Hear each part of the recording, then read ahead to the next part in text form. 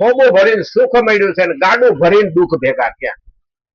આપણે ક્યાં એટલું બધું સુખ મેળવ્યું, તોય આપણે સુખ માગ્યા જ કરીએ, માગ્યા જ કરીએ, માગ્યા. ખરેખર સુખ કોને કહીએ ને એ જ ખબર પડતી. કોઈના માટે દારૂનો પાલો પીવો એ સુખ હોય, કોઈના માટે કોકો પીવો એ સુખ હોય, કોઈના માટે કોફીનો કપ પીવો એ સુખ હોય. દરેકની સુખની વ્યાખ્યા જુદી છે, કારણ કે એમાં બંધાયેલું છે કાયર. વ્યસન છે એ માણસને ગુલામ બનાવે, સ્વતંત્ર નથી. કારણ કે એના મારફતે એને મનને આનંદ રાખવો. વ્યસન છે એ માણસને એના મારફતે આનંદ રાખવો છે. પેલા તો બેનો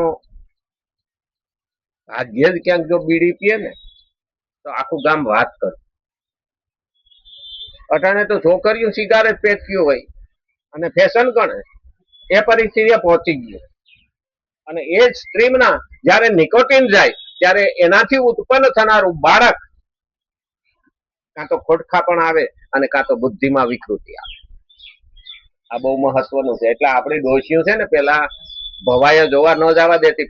પ્રેગ્નેટ હોય ને, જયારે પ્રેગ્નેટ હોય ને ત્યારે એને કે ભવાયા જોવા ન જતી. આપણે વખતમાં તો ભવાયા જતા, આ તો ફિલ્મો પછી આવી ને.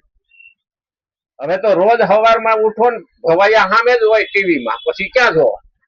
અને પછી છોકરા કેવા થાય, એક છે પણ કે 1000 જેવો પણ હોય જ ને, નરા વાંદરા જ જોયા. હા, પછી વાંદરા જેવા જ થાય, એક ભાઈ પૂરી વળે. અને પેલા ડઝન હતા તો વાંધો આવતો, પણ એમાં સંસ્કાર હતા. અટાણે એક ટ્યુશન ક્લાસની જેમ હાલે છો. મેં એક હમણાં પેપરમાં જાહેરાત વાંચી કે જે પ્રેગ્નેટ હોય એના બાળકને ધાર્મિક શિક્ષણ જોતું હોય તો અમારે ત્યાં ટ્યુશન ક્લાસ ચાલે છે, એની એટલી ફી. મેં કીધું વારે વાહ. અમારે ડોસ્યું પેલા એમ કેતું, ઘરે બેસીને રામાયણ વાંચો કે તો એક વાંચે ને 10 સાંભળે, અને રામાયણ ની મોઢે વાર્તા કરતી. અટાણે તો મહાભારત જ હાલે ઘેર કે. હા, માણે કે અમે મહાભારત ઘરમાં ન રાખીએ કે મહાભારત થાય, ઓલા નહીં રાખો તોય થાય. મહાભારતમાં તો જે ભૂલો કરી છે એવી કરવાની નથી. એટલે મહાભારત પહેલા સમજવું જોઈએ કે જે મહાભારતમાં ભૂલો થઈ છે એ જો ભૂલો ન થાય તો આપણા ઘરમાં ક્યારેય મહાભારત થાય નહીં. આમાં પહેલો શ્લોક જ મામકા નામ પાંડવા, અને મારી તારી જ આવી. અને જ્યાં મારી અને તારી આવે ને ત્યાં મહાભારત થવાનું થવાનું થવાનું. જર જમીન ને જોરું, આ ત્રણેય જ્યાં છોડું. એટલે માણસની મૂળ તો લાલચ જ એને ઝઘડાનું મૂળ કરે છે. સંસારિક સુખાશક્તિને કારણે તે સ્થિતિ ટકતી નથી. કારણ કે સંસારના સુખની આસક્તિ એને ધરાર એમાં ખેંચે. એક ઈચ્છા મૂકી બે ઊભી થઈ, એ ઈચ્છા એને હક લેવા દેતી નથી. અને એટલે જ કીધું છે સ્થિતિ ટકતી નથી અને નવી કામના ઉત્પન્ન થઈ જાય છે. મને 1000 રૂપિયા મળી જાય, આ રીતે ન તો કામના પૂરી થાય છે કે ના પૂરી તૃપ્તિ થાય. ના ઈચ્છા પૂરી, કામના એટલે ઈચ્છા પૂરી થાય કે ના એને તૃપ્તિ થાય. કારણ કે તૃપ્તિ વધવાની. 100 મળ્યા 1000 મળે, 1000 મળ્યા લાખ મળે, લાખ મળ્યા કરોડ મળે. એટલે એમાં તો એ જતો જ જવાનો છે. ખાઈમાં ધીમે ધીમે ઉતરતો જાય. ખરેખર આજના સમાજને ઈચ્છાથી સુખી નથી, પેટથી સુખી છે. આ પેટ ભરવા માટે 5 રોટલી કે 4 રોટલી હોય તો પેટ ભરાઈ જાય, પણ આ પેટ ભરાતું નથી. માનસિક પેટ ભરાતું નથી. કારણ કે એમાં એનો એટલો બધો કચરો ભરેલો છે. આમ થઈ જાવ, એટલું જોઈએ, તેવું જોઈએ. અરે બેંકમાં 10 કરોડ પડ્યા હોય ને તો પણ માણસને વિશ્વાસ હતો નથી. ક્યાંક કે ખલાસ થઈ જાય ને હું ભૂખે મરાઈ તો. એટલે ભાઈ કોઈના 10,000 નથી પડ્યા, એ જીવે જ છે. અરે કૂતરાને ક્યાં ક્યાંય કામ ધંધે જવું પડે છે, ક્યાં એનું બેંક બેલેન્સ છે. છતાં આ માણસ જ્યારથી હાલે, માણસની જ્યાંથી ઉત્પત્તિ થઈ ત્યારથી કૂતરા છે. કોઈ એને ફરિયાદ કરી કે ભાઈ અમારી નાઈટમાં કે આજે ભૂખા મર્યા? નાના કે અમારે ફલાણો તડપીને મરી ગયો, ભૂખો થઈને મરી ગયો, ભૂખો મરી ગયો. કેમ? નહીતર એને નોકરી નથી કરવી, બેંક બેલેન્સ નથી, કઈ નથી. છતાં એનું પણ સંસાર આયલો જાય છે અને આપણો પણ સંસાર આયલો. આપણી ઈચ્છા આપણને હક લેવા દેતી નથી. ભગવાને આપણને મન અને બુદ્ધિ બે એક્સ્ટ્રા આપ્યા ને, આ એનો જ ડખો છે. એટલે માણસ સુખી નથી. કારણ કે માણસનું મન થાય એટલે બુદ્ધિ એમની દોડે, અને બુદ્ધિનું મન દોડે એટલે વાહે માણસો દોડે, પછી પગ દોડે, અને એટલે માણસ ક્યારેય શાંતિ અનુભવતો નથી. અને શાંતિ ન અનુભવે તો સુખ મળે નહીં, અને સુખ ને શાંતિ ના હોય તો આનંદ મળે નહીં, અને આ ત્રણેય ન હોય તો ભક્તિ થાય નહીં. તો પેલા તો આ મેળવવું પડે. મેળવવા માટે શું કરવું પડે? ભગવાને કીધું તારે કામના, વાસના, ઈચ્છા, અહંકાર, ક્રોધ અને લોભ, આને તારે મૂકવા પડે. હવે એ મૂકી દઉં તો મને જીવવાની મજા ન આવે. એ ખરું. હા, ખાતા હોય અથાણું જોઈએ, પણ અથાણું શાકની જેમ ન ખવાય. એમાં તો આંગળીનો ચટાકો જોઈ ને, ભાઈ થોડા જાજો લોભ રાખ. એને કીધું કરકસર. થોડા જાજો લોભ રાખે ને એને કીધું કરકસર. અને અતિ લોભ તે પાપનું મૂળ.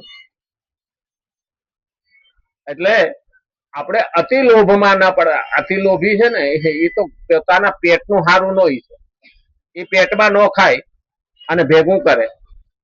આમ તો ખરેખર તો એનું લેવાય નહીં હો. હા, અતિ લોભી નું લેવાય નહીં. એ નથી એના પેટનું સારું ઈચ્છ્યું, એ આપણને હજમ થાય. ખરેખર એવા માણસોનું ખવાય પણ નહીં. અને એટલે કીધું છે આ રીતે ન તો કામના પૂરી થાય છે અને ન પૂરી તૃપ્તિ થાય છે. પૂરા પરિશ્રમ સિવાય કશું હાથમાં લાગતું નથી. મહેનત કર્યા કરે, મહેનત કર્યા કરે. પછી કીડી હાંસવે અને તેતર ખાય. આપણે ગામડામાં છે ને, હા, કીડી દાણો દાણો દાણો દાણો વસ્તુ ભેગી કરી દરમાં લઈ જાય, અને તેતર આવે ને આમાં પગથી ખરવાડીને અંદરથી બધું કાઢીને ખાઈ. આપણું એવું છે. ઓલા મુસલમાન માં કે અલ્લાહ હતા ઊંટ ભર કે લે જા. ભગવાન પણ આવી જ રીતે એકાદો ફટકો મારે ને કે તું આવી રીતે છે. ના ના, કે અમારી પાસે તો રૂપિયા તો છે, અમે રૂપિયા દેવા તો અમારી પાસે ટાઈમ નથી. એટલે ભગવાન કે ટાઈમ મેં તને આપ્યો, હરામખોર ને 24 કલાક આપ્યો, ને આપણને 24 કલાક આપ્યો. એમાંથી તારે જાજો સમય ક્યાં મને આપવાનો?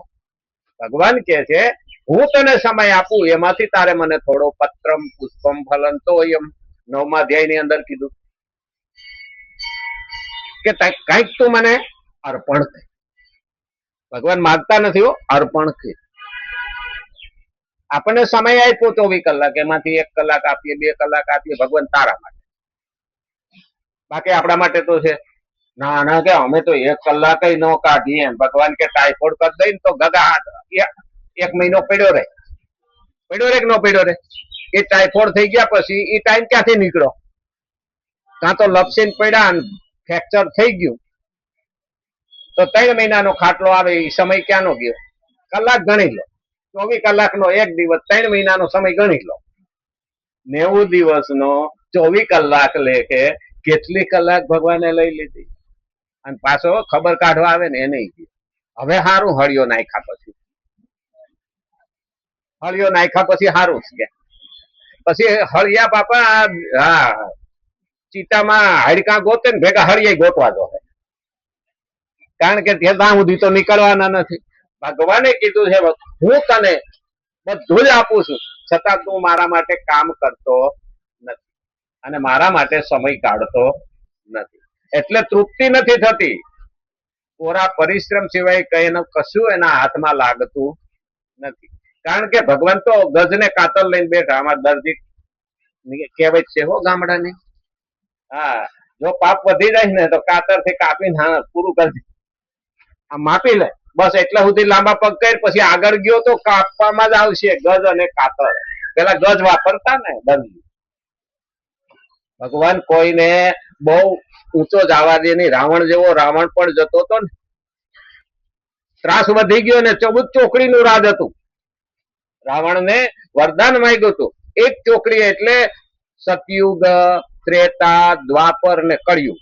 આ 4 યુગ પૂરા થાય ત્યારે એક ચોકડી રાજ થયું.